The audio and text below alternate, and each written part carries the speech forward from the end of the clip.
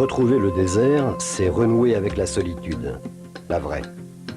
Celle qui a fasciné Philippe quand il avait 15 ans et que pour la première fois, le désert lui apparaissait comme une ébauche de dialogue avec les origines du monde. Depuis, il trimballe son doctorat d'ethnologie et sa dégaine d'aventurier émerveillé là où il n'y a rien. Rien que lui, l'immensité de la création et la solitude qui lui permettra peut-être de la comprendre. Oh, oh. À l'ouest, la Sierra Nevada. À l'est, les Rocheuses. Au milieu, le Grand Bassin. Une suite de vallées désertiques enchâssées dans des massifs montagneux où les dunes de sable sont comme les vagues gigantesques d'une mer immobile et brûlante.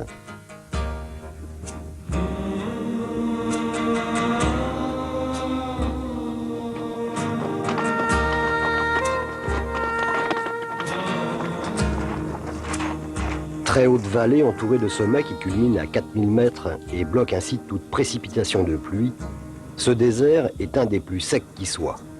Il tombe ici moins de 200 mm d'eau par an, à peine plus qu'au Sahara.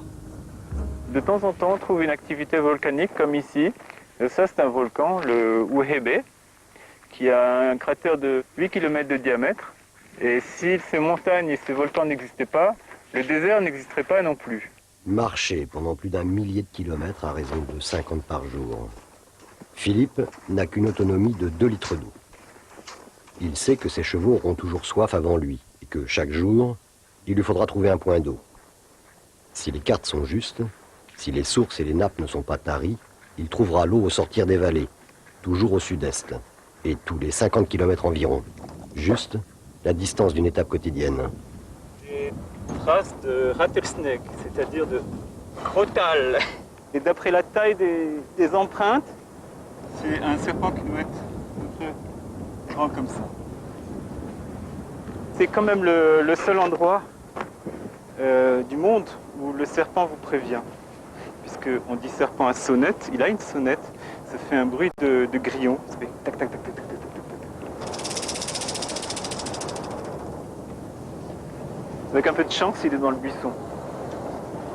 On va voir. Ici la trace du crotal. Ici la trace de la souris. Plus que la trace du crotal. Donc plus de traces de souris. Faire attention, hein. Tu vois des traces comme ça, en forme de canne, comme ici. Il peut très bien être juste là. Hein. Là, regarde là. Ça c'est une empreinte de coyote. D'ailleurs, le coyote, chez les Indiens Shoshone des environs, ils ne tuent jamais. Ils ne tuent jamais des coyotes parce qu'ils considèrent que le coyote, c'est leur ancêtre.